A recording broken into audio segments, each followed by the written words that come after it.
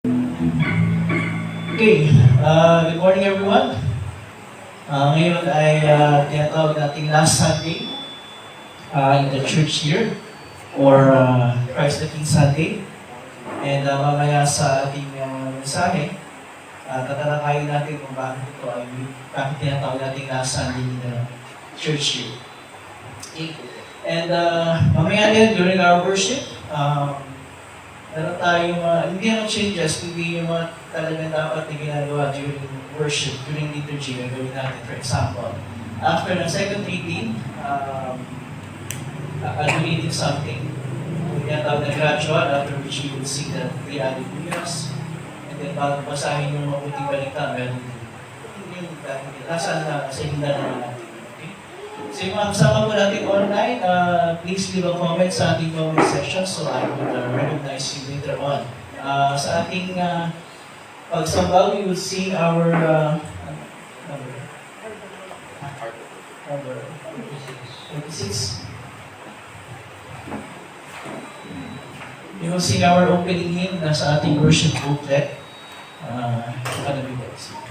Number 36, pagkakuha niyo yung worship booklet niyo. Number 36, Heart of Worship. That's our opening hymn.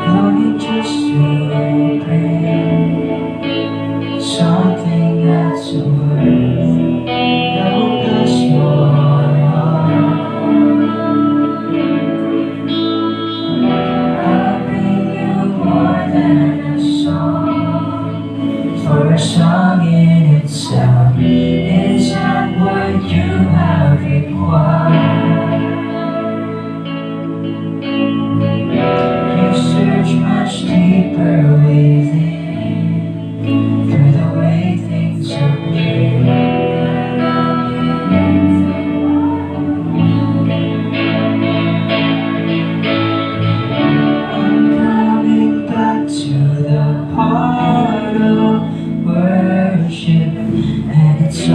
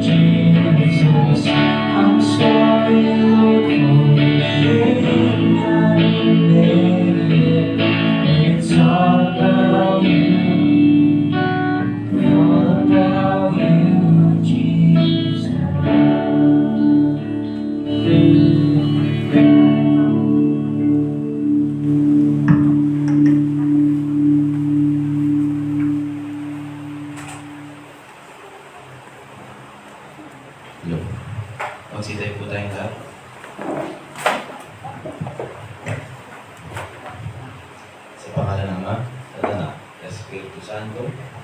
Amen. Mga minamahal sa Panginoon, lumapit tayo ng matapat ng puso at magpahayag na ating kasalanan sa Diyos na ating Ama at lumapit sa Kanya sa pangalan ng ating Panginoon sa Kristo upang tayo ay pagkaluran niya ng kapatawaran. Ang tulong natin ay nagmumula sa Panginoon. Na siyang lumikha ng langit at lupa. Aking sinabi, ibahayag ko ang aking pagsalansang sa Panginoon. At iyong pinatawad ang aking mga kasalanan. Sabay-sabay po natin ipahayag natin mga kasalanan. O Diyos, Diyos, amang makapangyarihan sa lahat, amang mahabagin, ako na isang kaawa-awa at amang mga kasalanan, ay nagpapahayag sa iyo ng lahat ng aking mga kasalanan at mga kasamaan. Nasa pamamagitan ng mga ito, ikaw ay nagpasaman ko sa isip, sa salita at sa gawa. At ako'y karapat-dapat na sa kursahan mo sa panahon ito at sa kursahang walang hanggan. Ngunit buong puso akong lumalapit at nagsisisi dahil sa mga ito. At dumadalangin ako sa iyo dahil sa walang hanggang kahabagan mo.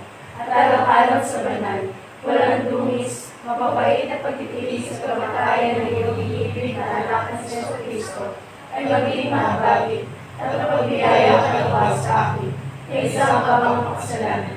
At sa tulong ng Espiritu Santo ay palawakin ang aking kaalaman at maging masunurin sa iyong salita hanggang sa wakas at sa iyong mabagal biyaya na nagkaroon ako ng buhay na walang hanggan sa pamamagitan ng Kristo na aking Panginoon. Amen.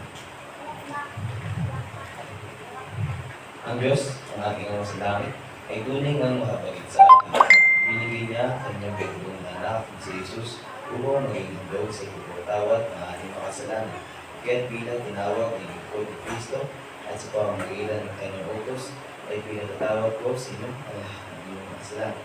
Sa pangalan ng Ama at Anak, ng Espiritu Santo. Amen. Manatili po tayo nakatayo.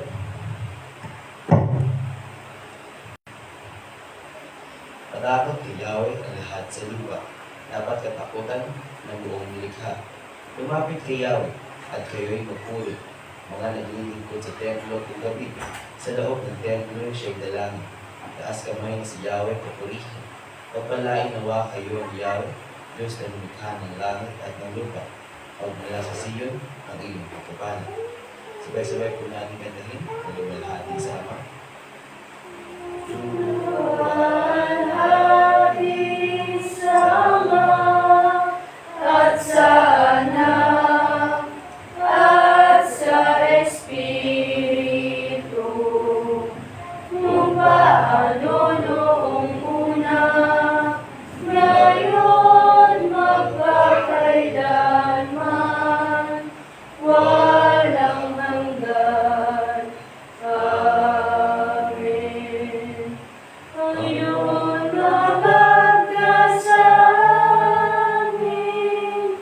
Kristo, mabag ka sa amin.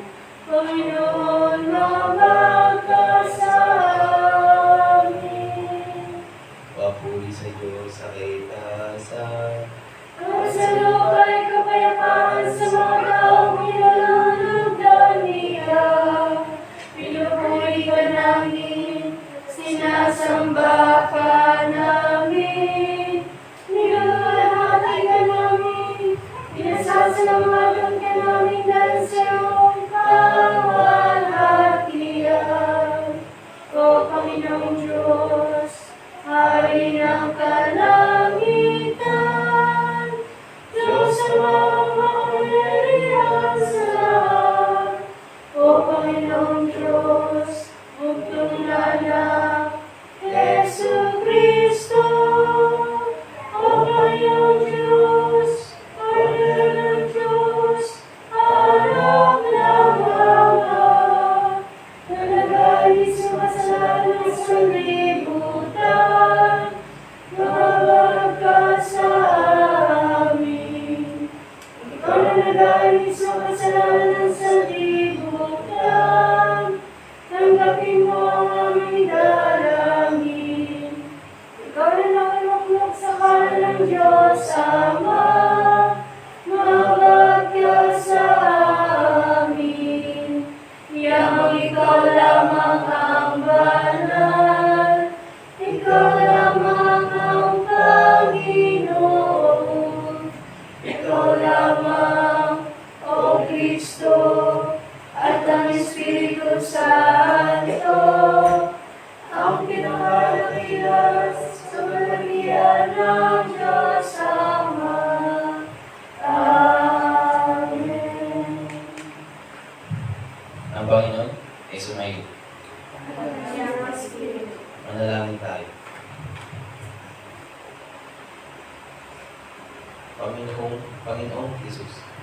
Ikaw ay naghahari sa amin sa pamamagitan ng pangangaral ng iyong kamatayan sa krus.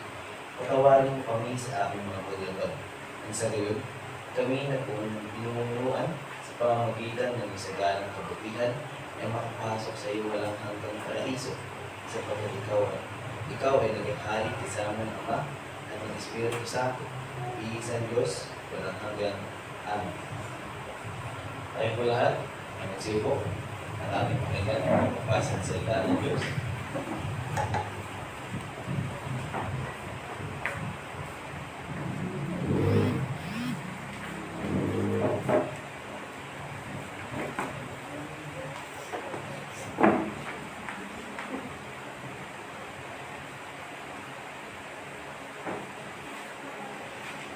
Ang unang pagbasa para sa linggo ito ay buhat sa aklat Malakias,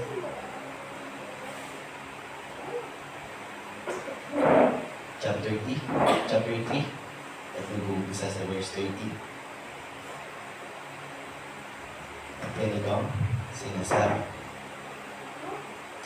Ang pangako, masakit ang sinabi ninyo tungkol sa akin, sabi ni Yahweh. Ngunit ang tanong ninyo, ano ba ang sinabi namin sa inyo?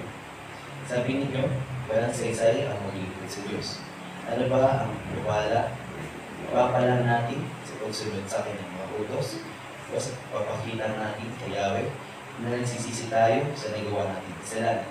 Hindi ba kung sino ang malalo ay siya pang pinagpapala? Hindi lamang nanalaga ang masasama, kundi sinusubok pa nila ang Diyos sa paggawa nila ng kasamaan. Ngunit hindi sila pinaparusahan. Pagkatapos, nag-usap-usap ang mga taong may paggalang kay Yahweh. Pinakinggan niya mabuti ang kanilang usapan. Kaya pinatala niya sa isang aklat ang mga pangalan ng mga gumagalang sa kanya. Magiging akin sila, sabi ni Yahweh na makapangyarihan sa lahat. Sa araw na ako'y kumilos. Itatangi ko sila bilang sariling akin. Ililigtas ko sila tulad ng pagligtas ng isang ama sa anak na naglilingkod sa kanya. Muling ninyong makikita ang pagkakaiba ng lubuti at ng masama ng tao na naglilingkod sa Diyos at ng mga hindi naglilingkod sa kanya. Ganito ang salita ng Panginoon. May kalang bubasa naman, ibuhat sa aklat ng Kolosas,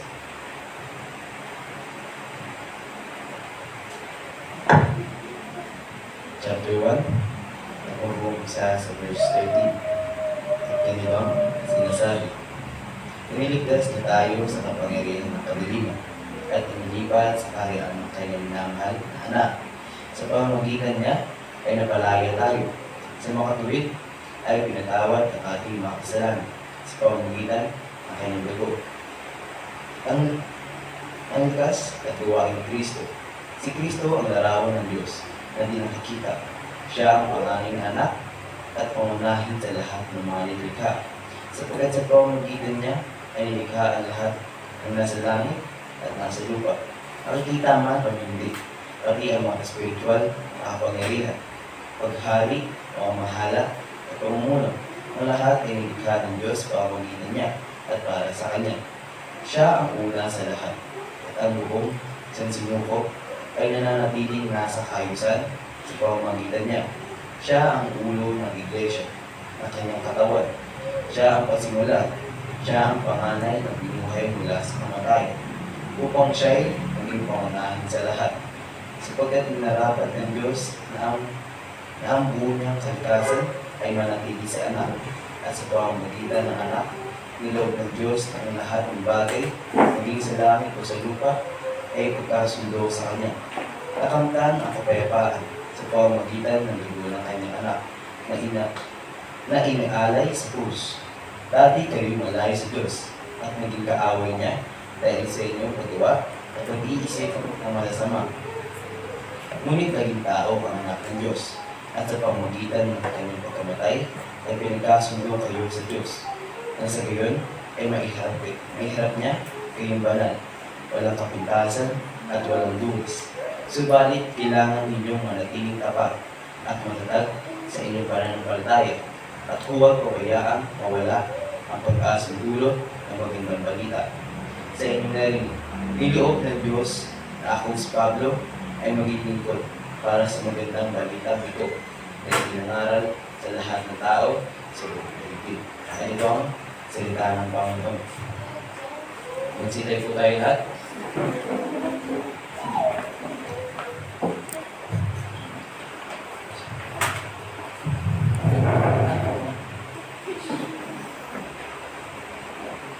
Okay. Hawakan niyo yung mga hymnals ninyo. Then turn to page 7. Kita niyo dyan ang gradual at ang hallelujah. So, babasahin ko yung gradual and then we will sing hallelujah. Pagkatapos ng babasahin yung mabuting balita.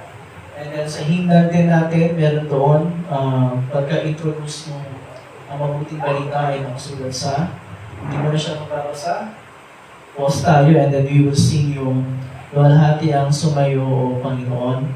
And then pagkatapos niyang sabihin yung ito ang mabuting balita, we will sing kapurihan ang sumayo o Kristo. Okay? Hallelujah, Hallelujah. Sila ang mga nanggaling sa matinding kapighatian. Nilinis nila at pinaputi ang kanilang damit sa dugo ng kordero. Ang sa iyo'y umaasang, masasabing mapalad din. Sila mga naghahangad sa Sion ay makarating. Hallelujah. Hallelujah. Hallelujah. Hallelujah.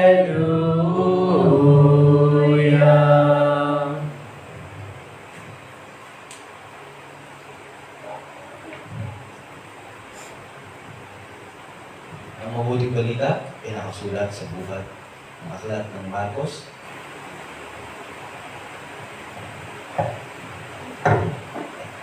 sa aklat ng Lucas, chapter 23, at nag-uumpisa sa verse ng 13. Ang sumayo, O Panginoon. At ganito ang sinasabi. Si Jesus ay dinala ng mga kahawad na salubong nila sa daan Simeon at taga-Sirene. Ang noon ay galing sa bukid. Pinigil nila ito at ipinapasan dito ang krus habang pinapasunod kay Jesus. Sinusundan si Jesus ng maraming tao, kabilang ang ilang babaeng nag-iiyak at tumatangis dahil sa kanya. Nilingon sila ni Jesus at sinabi, mga kababaihan ng Jerusalem, huwag ninyo akong iyakan. Ang tangisan ninyo'y ang inyong sarili at ang inyong mga anak. Tandaan ninyo, darating ang mga araw na sasabihin nila, pinagpala ang mga baog, ang mga sinapupunang hindi nagdadalanta, at ang mga dibdib na hindi nagpapasuso. Sa mga araw na iyon, sasabihin ng mga tao sa mga bundok, gumuho kayo sa amin, at sa mga burol, tabunan ninyo kami, sapagkat niluluto ang ginagawa sa kahoy na saliwa. Ano naman kaya ang mangyayari sa kahoy na tuyo? May dalawa pang kriminal na inilabas ng mga kawa upang patayin kasama ni Kristo. Nang dumating sila sa isang bundok na tinatawag na bungo, ipinako nila si Jesus sa krus. Ipinako rin ang dalawang kriminal, isa sa kanyang kanan at isa sa kaliwa. Sinabi ni Jesus, Ama, patawarin mo sila sapagkat hindi nila nalalaman ang kanilang ginagawa. Nagpabalunbunutan ang mga kawal upang paghati-hatian ang kasagutan niya. Ang mga tao na may nakatayo roon at nanonood habang si Jesus ay kinukutya ng mga pinuno ng bayan. Sinabi nila, iniligtas niya ang iba. Iniligtas niya nga ngayon ang kanyang sarili. O siya ang anak ng Diyos. Nilalait din siya ng mga kawa. Nilapitan siya ng isa at nilok ng maasim na alay. Kasabay ng ganitong hallelujah. Kung ikaw na ang hari ng mga Hudyo, iligtas mo ang iyong sarili.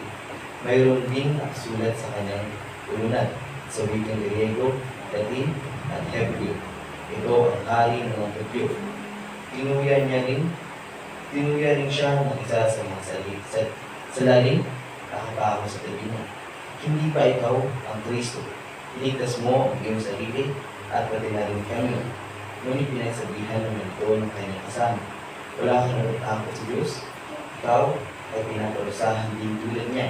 Tama lamang na tayo parusahan ng ganito dahil sa ating mga ginawa. Ngunit ang taong ito ay walang ginawang masama. At sinabi ko nito, Jesus, lalahanin mo ako pag naghahari ka na. Sumunod si Jesus. Sinasabi ko sa iyo, isasama kita ngayon sa paraiso. At ito ang salita ng Diyos.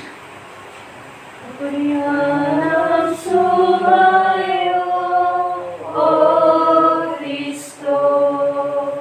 Manatili po tayo nakatayo. Sabay-sabay po natin bigasin ang kredo ni Sena. Sa pahina 8, sabay-sabay po tayo. Sumasampalataya ako sa isang Diyos sa mga makapangyarihan sa lahat, na may likha ng langit at lupa, at ng lahat ng bagay na nakikita at hindi nakikita. At sa isang Panginoong Jesucristo, bugtong na anak ng Diyos, na mula sa Ama una sa lahat ng panahon, Diyos buwas sa Diyos, liwanag buwas sa liwanag, tunay na Diyos buwas sa tunay na Diyos, ipinanganak at hindi nilikha, sa isang sangkap na Ama, nasa pamamagitan niya ay nilikha ang lahat ng bagay, na dahil sa ating mga tao at sa ating kaligtasan, ay bumaba mula sa langit. At nagkatawang tao sa pamamagitan ng Espiritu Santo kay Birhen Maria, at naging tao. Nagpakasakit dahil sa atin sa panahon ni Poncio Pilato, ipinako sa krus na matay at inilig. Nang ikatlong araw na buhay muli sa kain sa kasulatan, umakyat sa langit, at nakalulog sa kanan ng Ama. At siya ay babalik ng muli ng may kagalitiran upang hukuman ang mga babae at ang mga patay. At ang kaharian niya ay walang hanggan. At sumasampalataya ako sa Espiritu Santo, ang Panginoon na nagpagdilim lahat, na namumula sa Ama at sa Anak, na sinasamba at nililiwanagi kasama ng Ama at Anak, na nagsasalita sa pamamagitan ng mga propeta. At sumasampalataya ako sa isang banal, Kristiyano at Apostolikang Iglesia. Naniniwala ako sa isang digna, sa ipagpapatawad ng mga kasalanan, at umaasa ako sa pagkabuhay ng muli ng mga patay, at sa buhay ng panahong darating. Amen. Magsipo na po tayo lahat.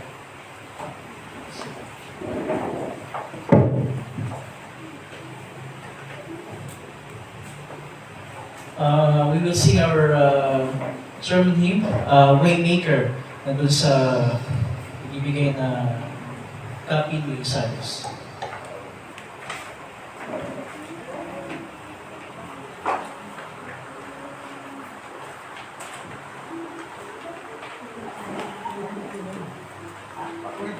Oh, sorry. What a beautiful name. Nasa likod.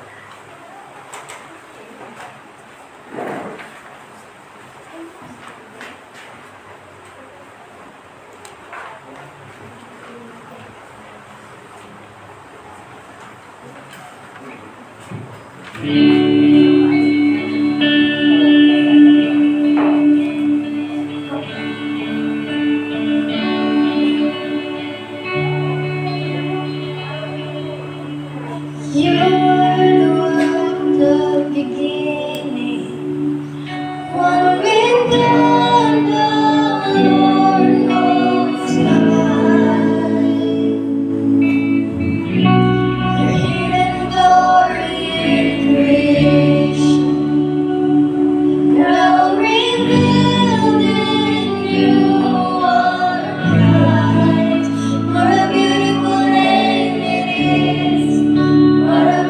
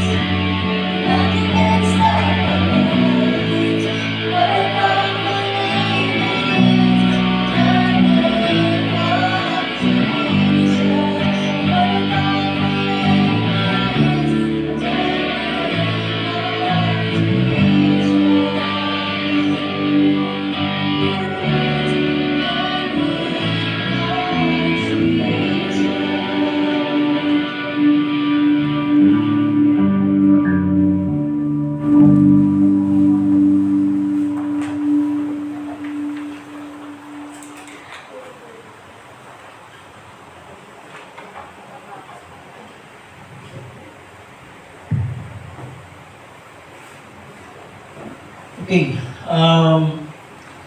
Good morning, everyone. Na umaga.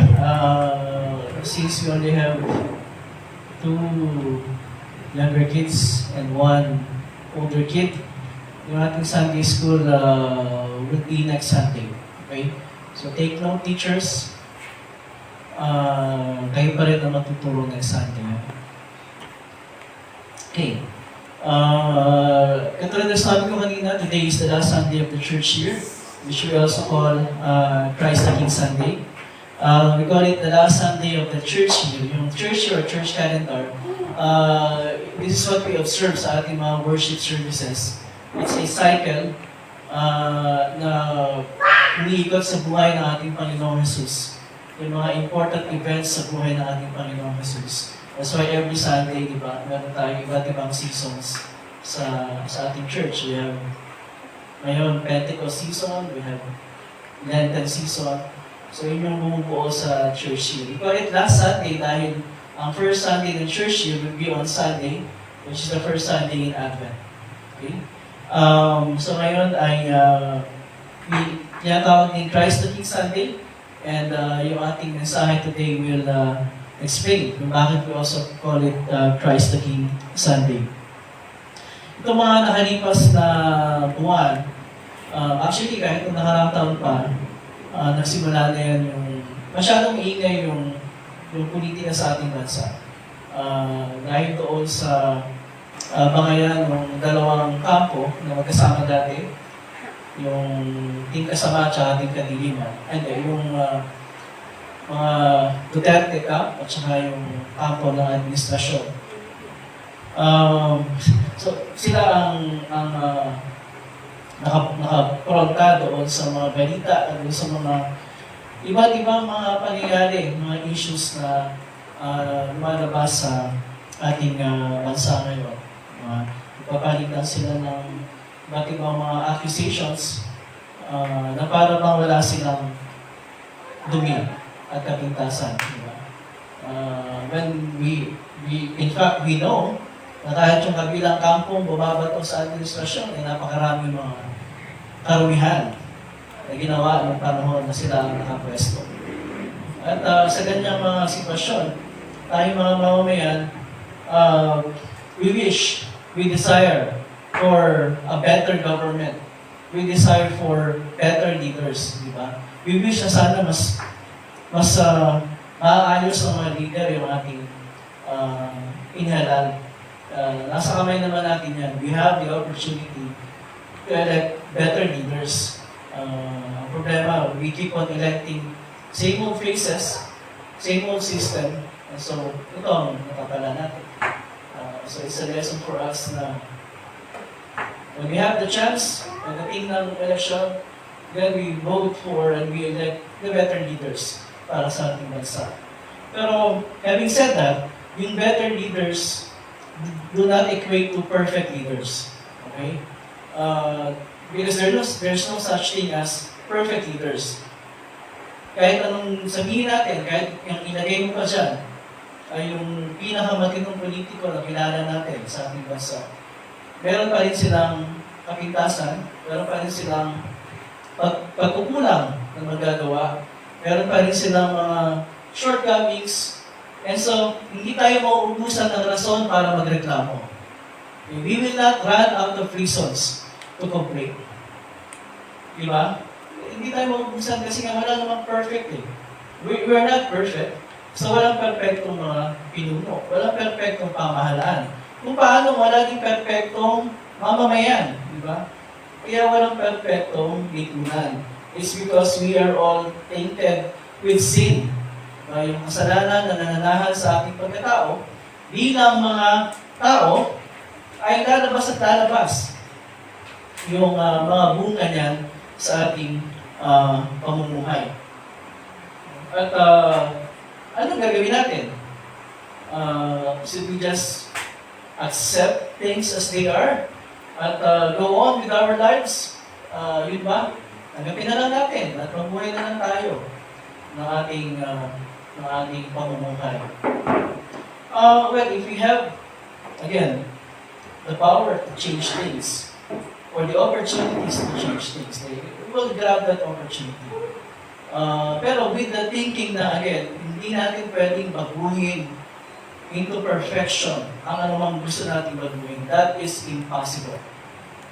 Kasi kahit tayo mismo mga desiring for changes, tayo din, meron tayong sarili natin mga kahinaan at mga pagkukulang at mga kasalanan na magagawa that contribute sa kung anong klaseng lipunan meron tayo ngayon. Diba? But for us Christians, hindi tayo natatapos doon sa, accept na lang. Hindi tayo natatapos doon sa, may magagawa tayo. Let's work for that change. Hindi tayo natatapos doon eh. Tayo mga Kristyano, well, magandang pakinggan yung salitang positive thinking. Diba? Ano ba ibig sabihin ng positive thinking? Kahit ano nangyayari, tingnan mo lang sa positibong pananaw, di ba? Pero tayo Kristyano, hindi lang tayo positive thinking. Ano tayo? We look at things with faith in our hearts. Ano pinagkaiba ng faith sa positive thinking? Yung positive thinking, tinatago mo lang yung problema, yung kasamaan, yung karumihan, yung imperfections. Kung parang nagwawalis ka, parang si Aisha pag nagwawalis, yung kalat, dadalhin na lang sa ilalim. O kaya, tatago lang yung kalat, hindi na natakot. Yun yung positive thinking. We try to, tinatabi lang natin. Tingnan natin na, ang ganda. Pero tayo mga Kristyano, hindi ganun ang tingin natin sa mga bagay sa paligid natin. We look at things with faith in our hearts. Ano pagkakaiba nun? Ang pagkakaiba nun is that hindi lang natin sinasabing sana mabuting bagay yung ating nakikita. Hindi lang sa, okay, may mabuti sa lahat ng mga bagay na nangyayari yan. Yung pagtanaw sa mga bagay with faith in our hearts ay ganito. Alam natin na imperfect man ang lipunan, imperfect man ang pamahalaan, imperfect man ang society, imperfect man ang ating mga pamilya, imperfect man yung mga sarili natin. But we know for sure, we know with certainty na hindi tumatakbo ang mundo sa sarili niyang axis. Well, not scientifically speaking ibig sabihin lang, merong may control sa lahat ng bagay. Merong may hawak sa ating buhay. Diba? Hindi lang nangyayari ang mga bagay as they are or as they should happen. Someone is in charge of everything. And that someone who is in charge of everything is making sure na nangyayari man yung mga kasamaan at yung mga bagay na hindi magaganda. Nangyayari man yung mga bagay nila, pero He sets the limits. Kasi darating ang panahon that He, this someone in charge, will judge everything and will renew everything. And that someone is our Lord Jesus Christ. Hindi totoo na ang prinsipe ng mundong ito at ang naghahari sa mundong ito ay si Satanas. Hindi kay Satanas sa mundong ito. Ito ay sa Panginoon. Siya ang naghahari sa mundong ito. Okay? At ang ating Panginoon ay ang perpektong leader na hinahanap natin. Perpekto sa kapangyarihan, perpekto sa pag-ibig, sa katwiran, sa karunungan, perpekto sa malasakit at pagkalinga sa atin. Yan ang ating Panginoong Jesus. Pero hindi lang siya nating Panginoon. Siya rin ay ating hari. Kung madalas natin binabanggit yan, Lord Jesus Christ. Savior Jesus Christ. Tama naman, siya Panginoon natin, tagapagligtas natin. But siya rin ang ating King. Christ is not just Savior, Lord, Christ is King. At yan ay sinasabi ng Biblia, for example, sa 1 Timoteo 6:15. Sabi doon, siya ay darating sa panahong itinakda ng mapagpala at makapangyarihang Diyos. Hari ng mga hari at Panginoon ng mga Panginoon. Ganun din sa Revelation 17:14. Siya ang Panginoon ng mga Panginoon at hari ng mga hari. Revelation 19:16. Nakasulat sa kanyang kasuotan at sa kanyang hita ang ganitong pangalan. Hari ng mga hari at Panginoon ng mga Panginoon. Sa ating katekismo, kung inyong natatandaan pa yung ating pagtalakay, merong tatlong aspekto ng paghahari si Jesus. Tatlong aspekto. Ang unang aspekto ay yung tinatawag nating kaharian ng kapangyarihan or kingdom of power. Ano ba itong kingdom of power nito? Bago umakyat si Jesus sa langit, ay sinabi niya sa kanyang mga alagad, Mateo 28:18, ibinigay na sa akin ang lahat ng kapangyarihan sa langit at sa lupa. Yan sabi ng Panginoon. Ano ibig sabihin nito? Ang pinakamalinaw na ibig sabihin nito ay si Jesus ay hindi lamang may kapangyarihan, kundi siya ang makapangyarihan sa lahat at mapangyayari niya ang lahat ng bagay. Mapangyayari niya ang lahat ng bagay. Pero ibig sabihin nito na kung nga kay Jesus ang lahat ng kapangyarihan sa langit at sa lupa, ibig sabihin, ano? Siya ang naghahari, siya ang namumuno, siya ang namamahala sa lahat ng bagay sa langit at sa lupa. Yun ibig sabihin na siya ang may kapangyarihan. Nasa kanya ang lahat ng kapangyarihan sa langit at lupa. Is that power na in His hands na hawak lang niya? Hindi. He exercises that power. Sa paanong paraan? He rules over all things sa langit at sa lupa. Kaya sinasabi ni San Pablo doon sa kanyang liham sa mga taga-Efeso, chapter 1, verse 22. Ipinailalim ng Diyos sa paa ni Kristo ang lahat ng bagay at ginawa siyang ulo ng lahat ng bagay. Nangangahulugan na, katulad ng sinabi ko kanina, hindi umaandar ng walang driver ang ating mundo. It's not driverless.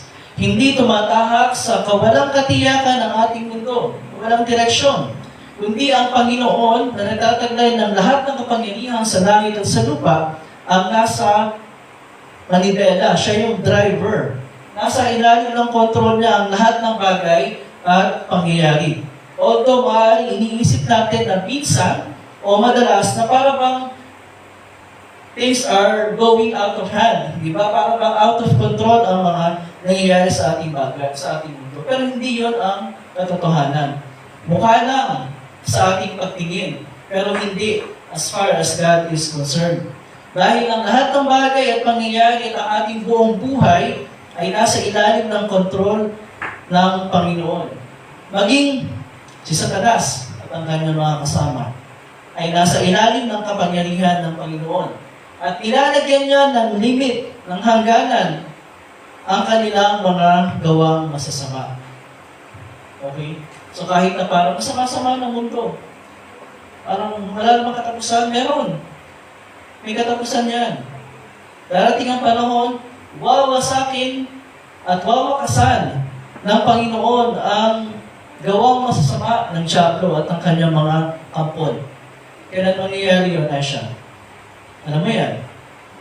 Kasama ka sa plano yan. Sa muling pagbabalik ng ating Panginoon. Doon niya wawakasan ang lahat ng kasamaan sa ating mundo.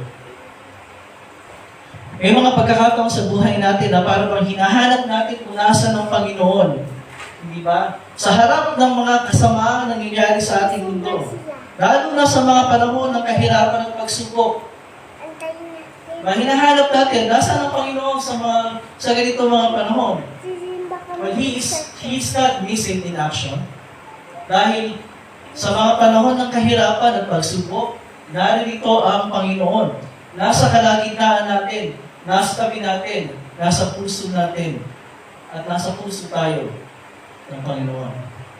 Doon sa mga talatang binanggit ko kanina sa Efeso 1:22, sinasabi roon na ang dahilan o layunin kung bakit ipinailalim ng Diyos kay Kristo ang lahat ng bagay ay para sa iglesia, para sa church.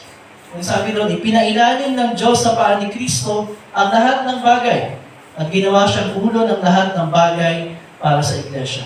Ibig sabihin, para sa kapakanan ng mga mananampalataya kay Kristo na kanilang Panginoon at tagapagligtas. So yan ay ibig sabihin. Christ is King over the kingdom of power. Ang kingdom of power, hindi lang yung heaven. Ang kingdom of power ay itong mundo. Again, anong ibig sabihin nun? Si Jesus ang namamahala at namumuno sa ating mundo sa paanong paraan? He puts limits doon sa mga gawang masasama ng tao. At He makes sure na lahat ng bagay ay mangyayari ayon sa kalooban at sa pamaraan ng ating Diyos. Ang ikalawang aspekto ng paghahari ni Jesus ay tinatawag natin kaharian ng kagandahang loob. Kingdom of Grace. Okay. So una, Kingdom of Power. Christ is King over Kingdom of Power. And He is King over Kingdom of Grace. Ano ba itong Kingdom of Grace na ito?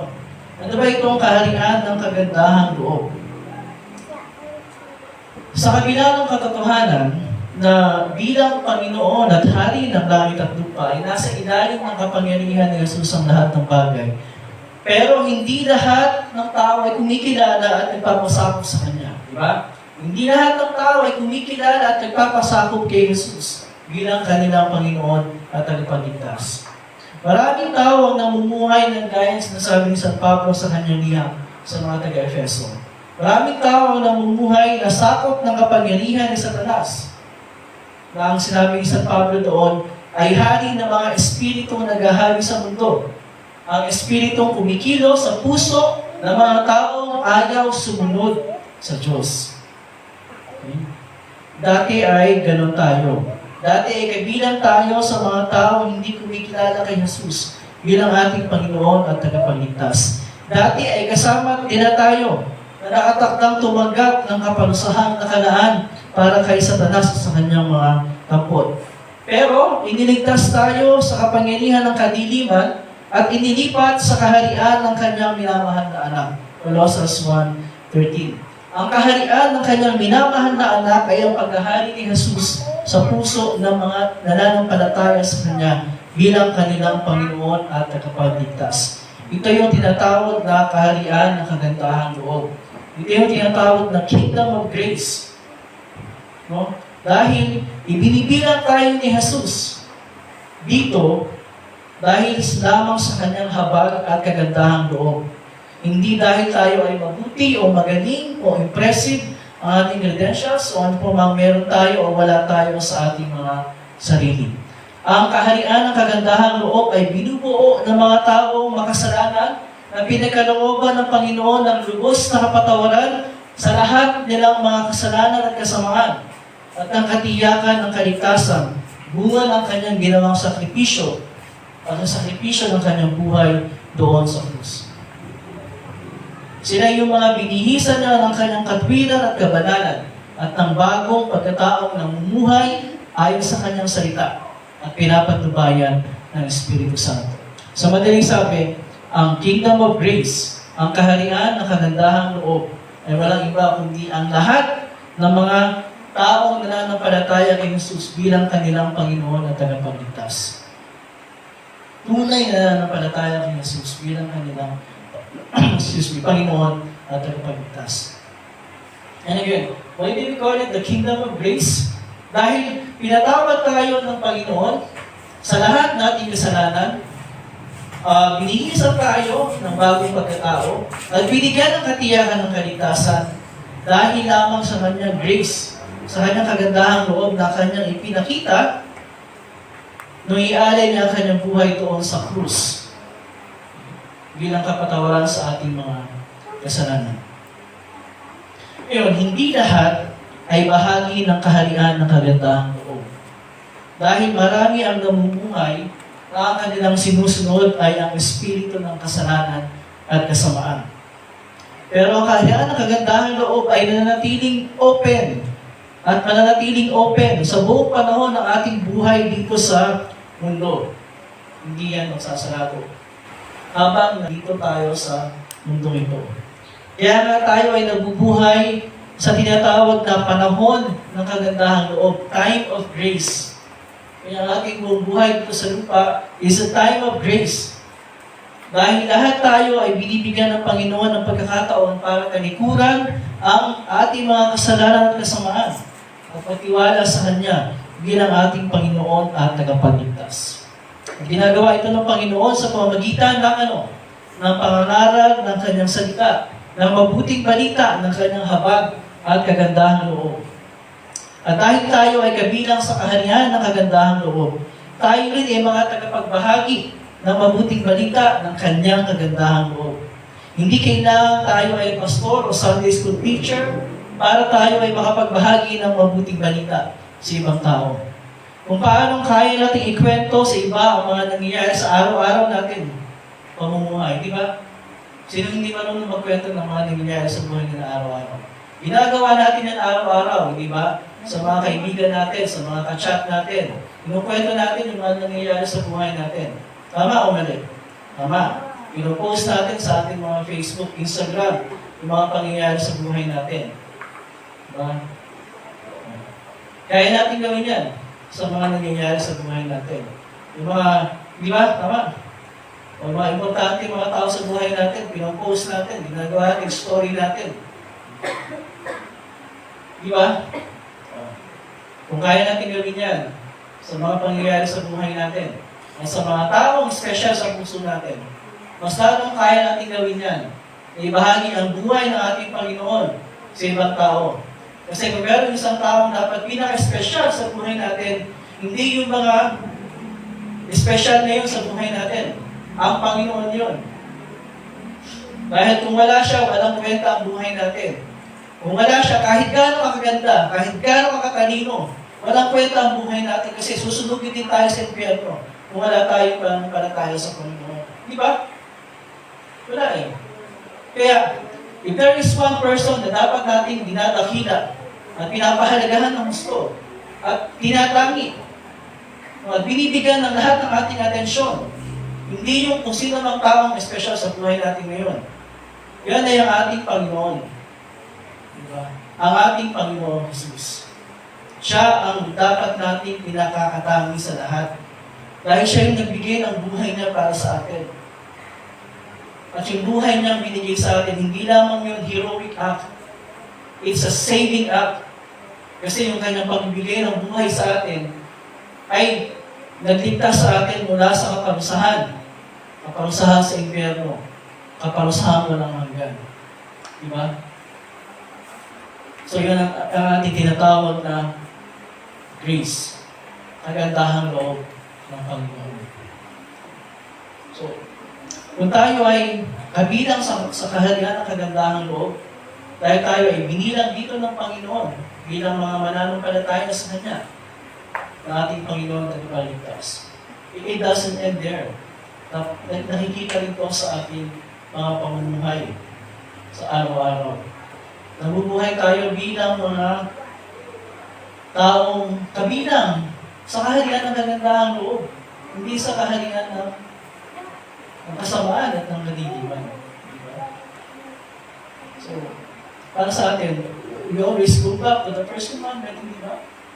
First commandment tells us na wala tayong dapat na pinapahalagahan ng higit sa ating pagpapahalaga sa Panginoon. That's why yung ating pagtitipon every Sunday is very important. Sapagkat ito lang yung araw na tayo ay nagkakatipon. At may pagkakataon na ibigay ang ating buong atensyon sa pakikinig sa kanyang salita. Diba?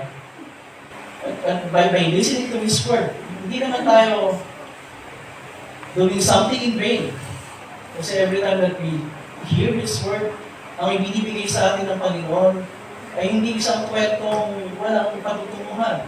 It's the story of His life na nagligtas sa atin sa kanyang kapahamakan at sa ating mga kasalanan. I-gather niyo yung mga bata doon sa Sunday School. Maliliit na bata. Bernice. Bernice.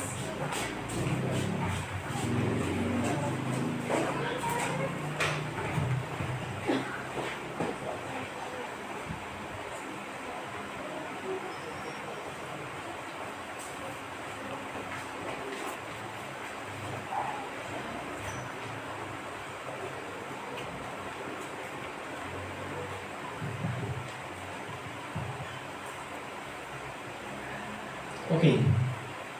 Sa pagpapatuloy, yung tulad sa sabi ko kanina, the reason why dapat yung pagtingin natin sa Sunday, it's not legalistic. Na parang hindi, kailangan ko pumunta eh. I have to. Hindi I have to. Hindi, I am doing this not only to show my gratitude, na pagpapasalamat sa Panginoon, but because I need this. I need to hear His word of forgiveness and salvation. I need to hear His word that strengthens me sa aking mga hinaharap na challenges sa araw-araw. I need the strength that comes from His word and His Spirit para pagdating ng Monday to Saturday, meron akong strength harapin yung lahat ng mga gagawin sa araw-araw, which are very tiring not only physically, but mentally, emotionally, spiritually, ang lahat ng mga deep. So, yun. Kaya, it's the Holy Spirit that should motivate us na pagdating ng Sunday, talagang tayo, ready tayo to hear His word and receive His true body and blood sa sacrament ng communion. Hindi dapat maging afterthought yan na, Sunday nga pala ngayon.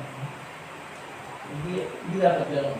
Hindi dapat, kung binibigyan natin ng oras yung ating mga ginagawa sa araw-araw, kung ayaw natin mali, gabi pa lang nag-ready na tayo. So, gano'n din pag-worship, di ba? Gabi pa lang nag-ready na tayo. Hindi yung, ahali na pala.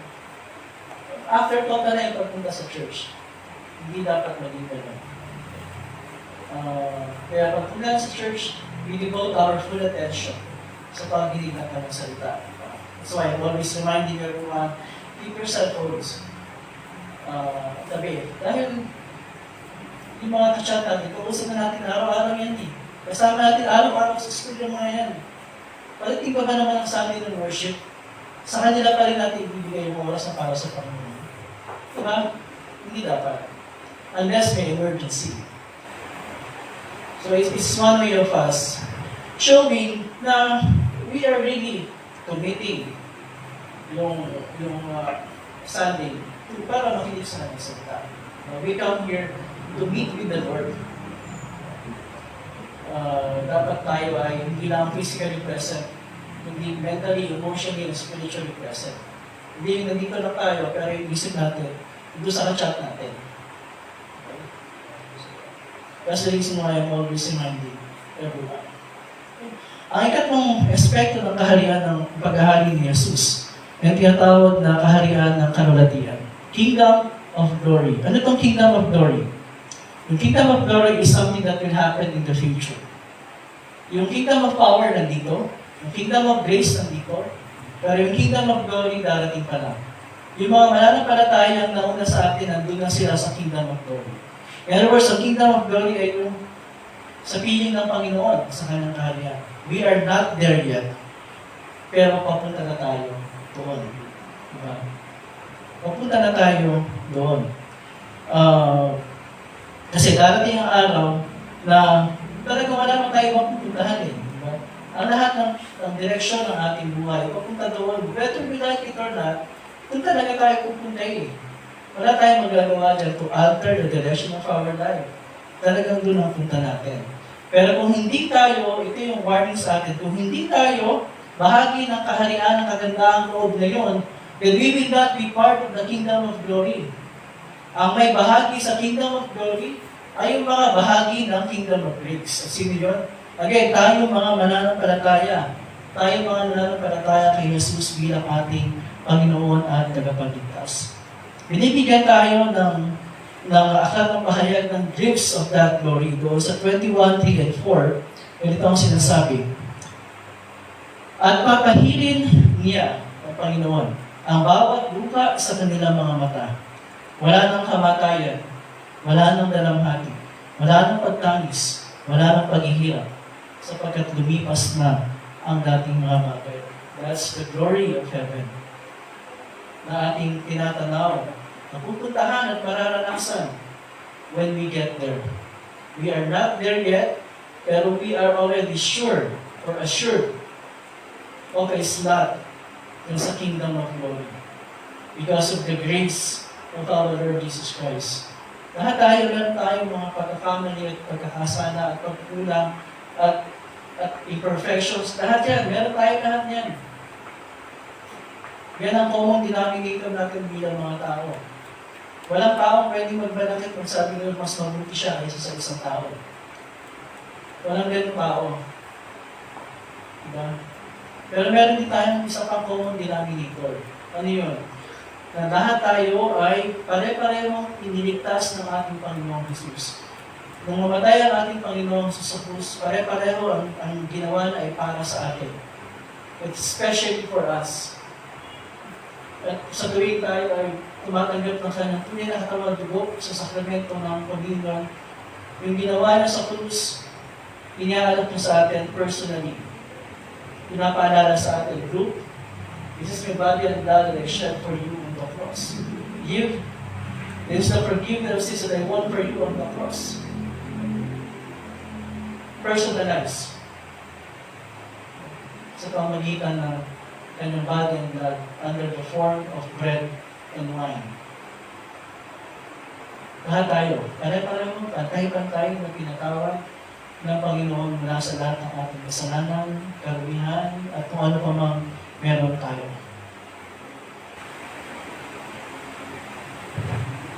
Kung ibabalik natin ang ating paningin sa hindi magandang pangyayari sa buhay natin sa ating mundo, ano mangyayari sa atin? Malulunod tayo sa pagkatakot, pag-aalala, at panghihina ng loob. Pwede tayong mag-positive thinking. Okay, positive. Pero darating ang point sa buhay natin, mapapagod tayo sa kaka-positive thinking. Diba? Darating ang point sa buhay natin na ang mangingibabaw sa thinking natin ay hindi yung positive things, yung negative. Kasi yun ang nararamdaman natin eh. Yung the weight of things around us will ultimately bear, diba? It's weight sa ating buhay araw-araw. Kaya isang positive thinking na tuloy sa atin na it's faith. Kasi with faith in our hearts, we recognize na merong mga kasamaan, merong mga hindi magandang bagay. Pero, nabubuhay tayo sa pananampalataya na ang lahat ng yan ay lilipas. Ang lahat ng yan ay ginagamit at pinapayagan mangyari ng Panginoon to strengthen our faith, to teach us lessons sa ating pang-araw-araw ng buhay, to make us better Christians. Kaya mas mainam na ibalik natin yung ating paningin sa katotohanan. At ano yung katotohanan? It's not a principle, it's not a concept, it's a person. Yun ay si Jesus. Ang ating Panginoon at ang ating tagapagligtas at ang ating Hari na may kontrol at kapamahalaan sa lahat ng bagay at pangyayari. Ang ating Hari na nabubuhay sa ating puso. Ang ating Hari na muling magbabalik na may kalulatian upang isama tayo sa Kanyang kaharian.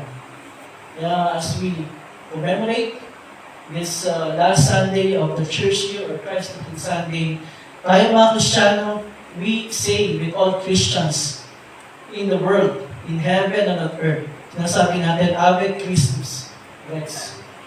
Viva Cristo Rey. Ipagbini natin si Jesus, ang ating Hari. At ang di maliit na kapayapaan ng Diyos na mag-iingat sa ating mga puso at pag-iisip sa pamagitan ni Cristo Jesus na ating Panginoon. Amen. Bilang pagpapatuloy, tayo lahat ay tumayo and we will sing yung ofertorio o paghahandog.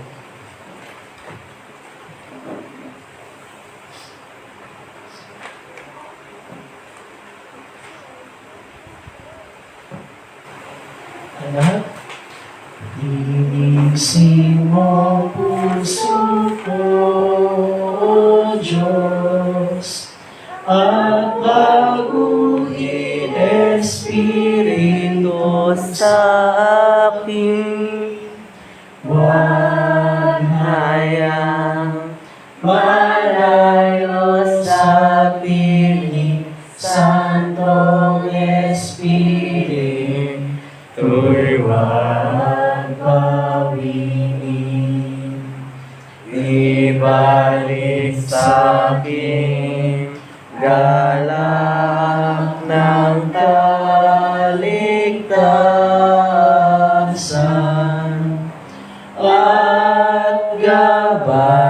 Ingatan mo ako sa tuwina. Amen. Tayo po, tayo magandog sa Panginoon. Iangin natin po sa lahat ang ating mga sarili at maging mga bahagi ng pagpapalang kaloob niya sa atin.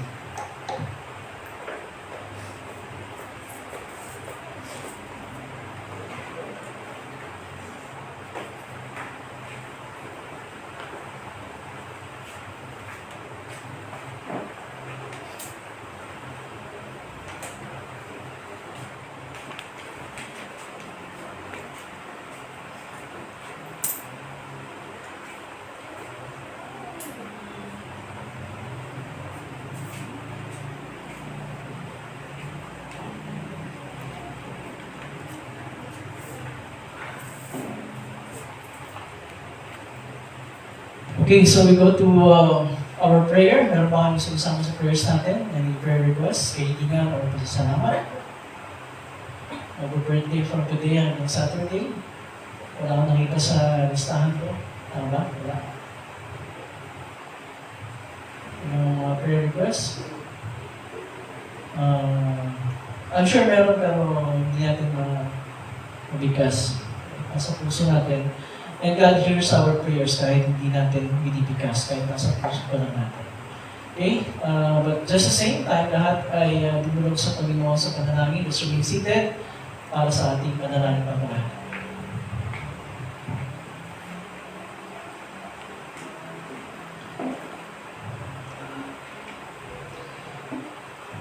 Manalangin tayo.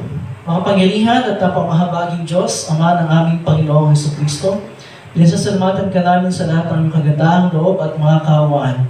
Lalong-lalo na sa pagkulog mo sa amin ang pinakamamahal na anak sa pahagan ng iyong kalooban at biyaya. Isinasama namin at mo sa amin iyong salita upang ito'y aming maingatan ng may mabubuti at matapat na puso at magbunga sa pamagitan ng matyagang pagtupad. Patayin namin isinasama na iyong pagarihan at pamahalaan ng iyong iglesyang naganap kasama ang mga pastor at mga magagawa nito upang aming maingatan ng kalisayan ng salita ng iyong kaligtasan. At sa pamagitan niyo na tumibay ang aming panampalataya sa iyo. Maragdagan ang aming pag-ibig sa lahat ng aming kapwa. At umunlad ang iyong kaharian. Magsubo ka ng mga magagawa sa iyong anihan. At lingapin mo ang iyong mga sinugo upang ang iyong salita ng pakikipagkasundu ay maipahayag sa lahat ng tao. At ang Ebanghelyo ay maipangaral sa lahat ng tao ng daigdig. Ipagkaloob mo rin ang kalusugan kung nalang sa lahat ng nasa katungkulan, lalong-lalo na sa Pangulo ng aming bansa at sa lahat ng likod ng pamahalaan. Ipagkaloob mo sa kanila ang biyaya makapamahala ayon sa iyong kaluguran, sa pagpapalaging ng katwiran at sa pagsuko sa mga masasama. Nang sa gayon makapamuhay kami ng payapa at tibasay sa kabalan at katapatan sa lahat ng bagay.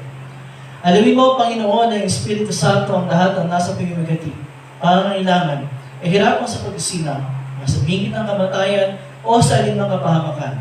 Lalong-lalo na ang mga nagdurusa dahil sa iyong pangalan at sa iyong katotohanan. Naway tanggapin nila at kilalanan ng kanilang kapigatian bilang kapahayagan ng kalooban at biyaya.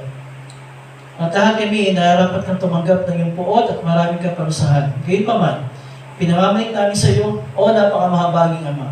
Huwag mong ligunin ang kasalanan ng aming kamusmusan, niyang aming maraming pagsuway. Hindi alang-alang sa iyong walang hanggang kabutihan, biyaya at walang pagbabagong pag-ibig. Ay pagsanggalang mo kami sa lahat ng kapinsalahan, kapanginipan ng katawan at kaluluwa. Ingatan mo kami sa bulaan at nakasisirang doktrina, sa digmaan, pagdanak ng dugo, sa salot, sa kapahamakan sa apoy at tubig, sa kalalakas na hangin bagyo, sa kakulangan ng ani at gutom, sa panlulungo ng puso at kawalang pag-asa yung kahabagan, at sa kasumpasong pang kamatayan. At sa lahat ng sandali ng pangangailangan, ipakilala mo ikaw ang aming laging saklolo, ang tagapagligtas ng lahat ng tao, lalo-lalo na sa aming sumasampalataya. Tagapin mo, O Diyos, ang aming mga katawan at kaluluwa, kalakip ng handog na aming nialis sa iyong harapan. Sapagkat kami yung biniling po maging iyo at mamuhay para sa iyo. Nagsama po sa aming panalangin, ang lahat po ng aming mga kahilingan na nasa aming mga puso na hindi po namin nasambit.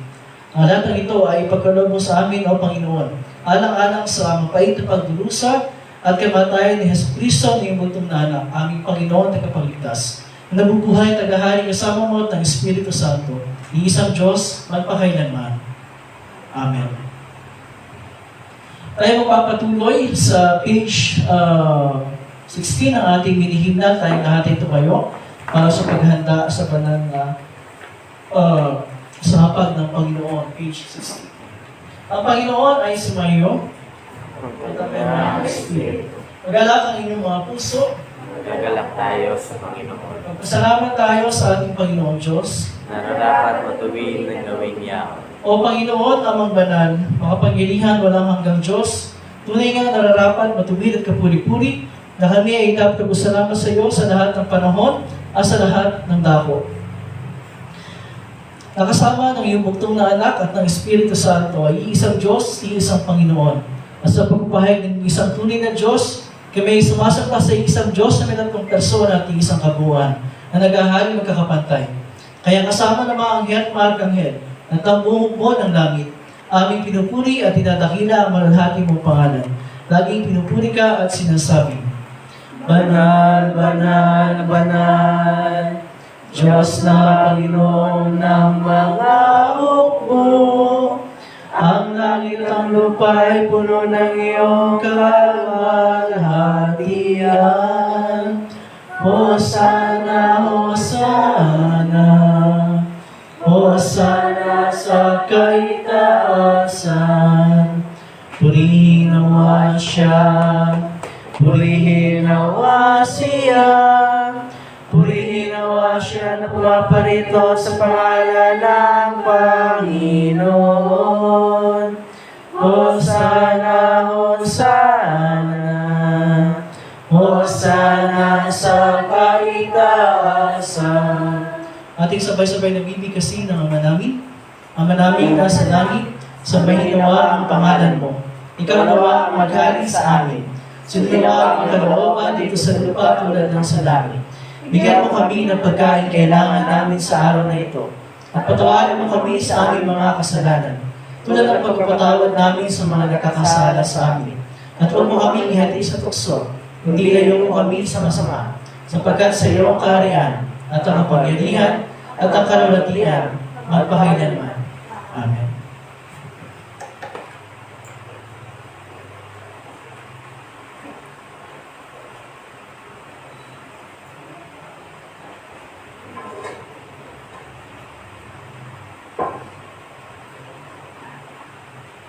Ang ating Panginoon, ang Kristo ng Bibisya, pagkanulo ay lumangkot ng tinapay.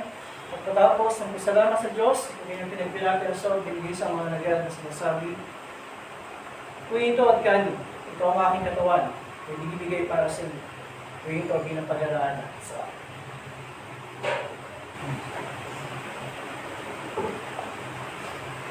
Sa kaiting paraan, hinawakan niya ang saro. Pagkatapos mga pagkukunan, at tama pagpasalamat na siya sa Diyos ay binigay niya sa kanila na sinasabi, Uminom kayong lahat ito sapagkat ito ang dugo ng tipan. Ang aking dugo na nagbubuhos tayo sa marami sa ipagpapatawad ng mga kasalanan. Gawin ito sa inom kayo ito bilang pag-alaala sa akin. Ang kapayapaan ng Panginoon ay laging sumayo. Amen. O Kristo, ikaw ang kordero ng Diyos, na nag-alis ng kasalanan ng sanlibutan. Mahabag ka sa amin. O Kristo, ikaw ang kordero ng Diyos, na nag-alis ng kasalanan ng sanlibutan. Mahabag ka sa amin. O Kristo, ikaw ang kordero ng Diyos, na nag-alis ng kasalanan ng sanlibutan. Ipagkaloob mo sa amin ang iyong kapayapaan. Amen.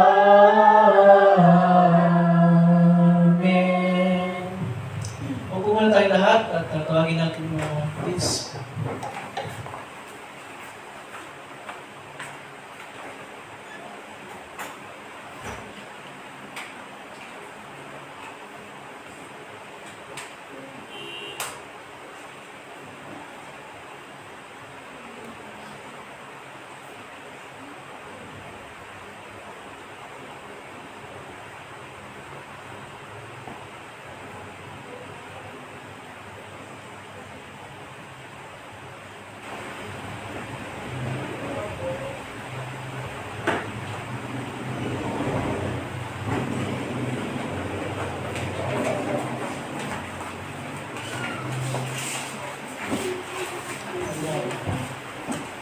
Okay. So, hindi yung lesson hindi Sunday school yung kanina. So, gather ko lang to. Okay, so, lahat ng mga community members, church members ay nag-gather tayo dito sa harap. At ating sama-samang tanggapin ang kanyang pinakatawag ko ang aking pinakaya at harap sa ito papatawad ng ating mga kasama.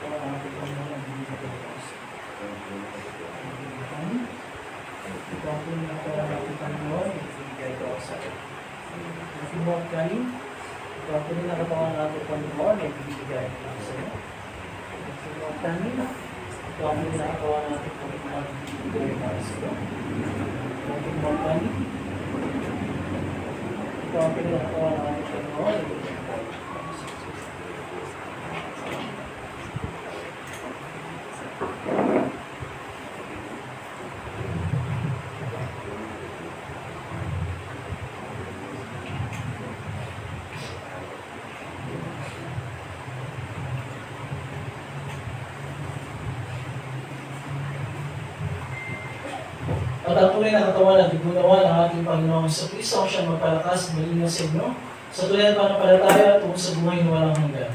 Umawag kayo may kapayapaan ng galakan sa inyong puso. Amen.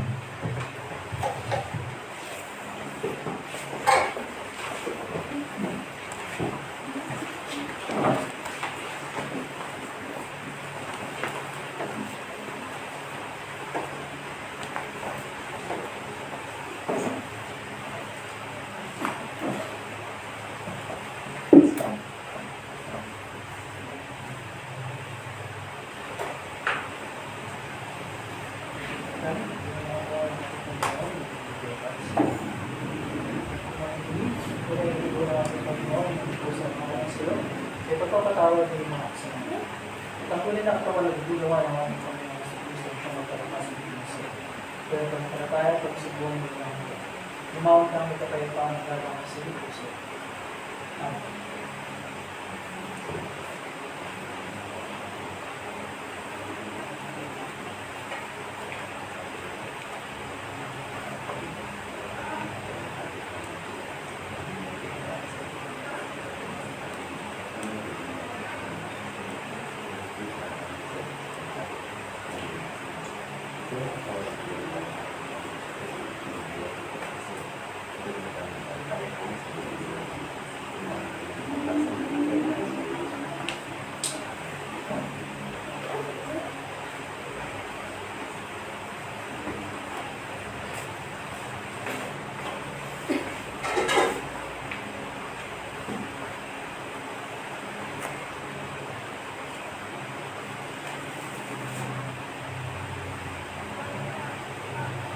Ang lahat ng tumayo, awitin natin ang pagyaw sa kapayapaan, page 20 or 21. Panginoon, ngayon ay hayalo namin lingkod ay umanaw sa kapayapaan ayon sa iyong pangako. Sapagkat nakita ng aking mga mata ang iyong pagliligtas na inihanda mo para sa lahat ng mga bansa. Liwanag itong tatanglaw sa mga hentil at magbibigay karangalan sa iyong bayang Israel. Luwan hati sama at sana at sa Espiritu mumbalulong muna ngayon magkakailanman walang hanggan. O pasalamat natin ang Panginoong Diyos sapagkat siya ay mabuti. At ang kanyang pag-ibig ay pangwalang hanggan at mananatili. Pinasasalamatan ka namin, Diyos na mapangyarihan sa lahat, sapagkat piniginhawa mo kami sa pamagitan ng sakramento nito.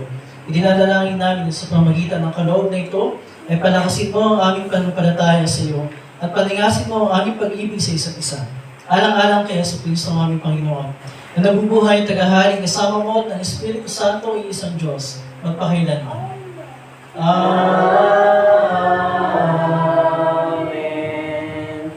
Ang Panginoon ay sumayo. At ang kanyang Espiritu, Purihin natin ang Panginoon. magpasalamat tayo sa Diyos. Tayo din ang pagpapala ng Panginoon. Pagpalain ka nawa ng Panginoon at ingatan, paliwanagin ginawa ng Panginoon ang kanyang mukha sa iyo at mahabag sa iyo. Ilingat nawa ng Panginoon ang kanyang mukha sa iyo at bigyan ka ng kapayapaan. Amen. Amen. Amen. Please be seated. We will sing our closing hymn, Waymaker, sa copy na binigay kanina sa inyo.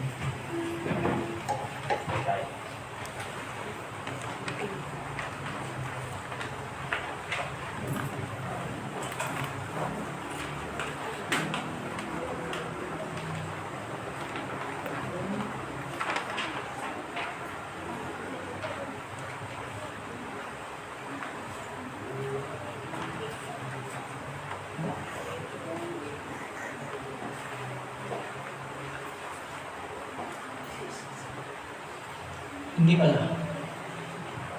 Sa booklet natin, page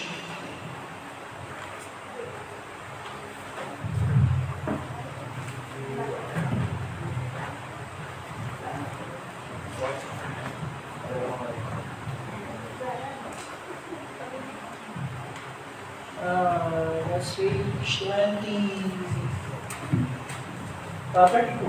Page 32. Goodness of God.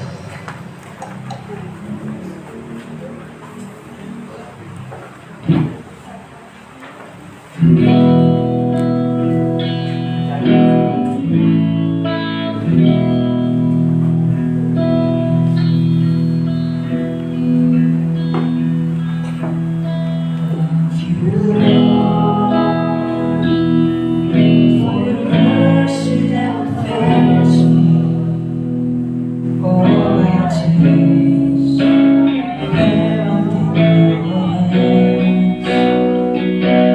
moment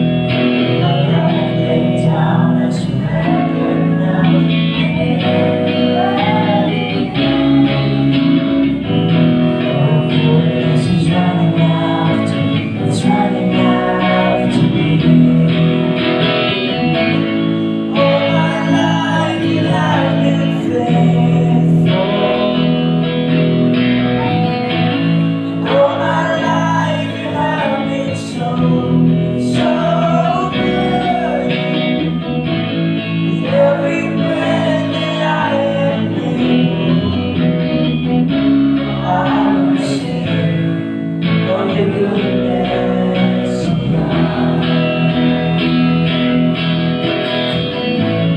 All my life you have been faithful.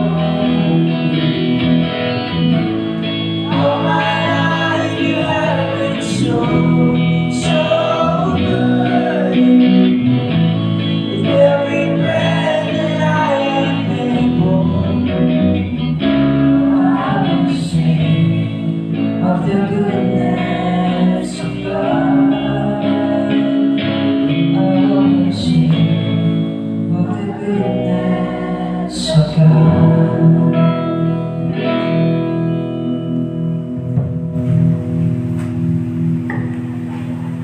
Okay, thank you. Welcome sa ating pagsamba ngayong umagang ito. Again, the last Sunday in the church year or Christ Taking Sunday. Welcome sa lahat ng nandito ngayon at nakibahagi sa ating pagsamba.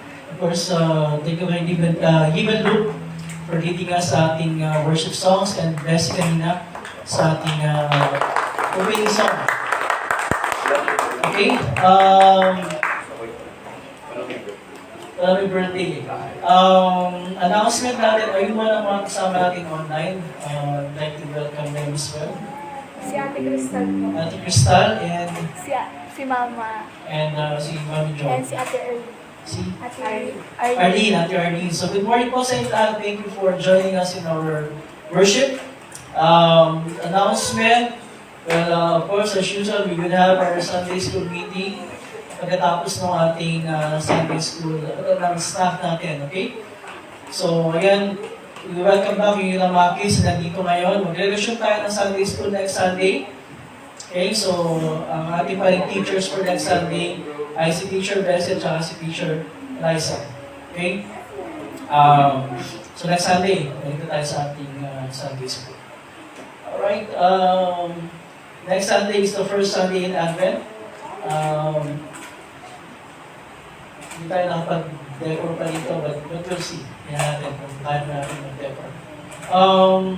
So, lahat ng mga kids at ng mga Sunday school teachers ay go straight to the Sunday school para sa...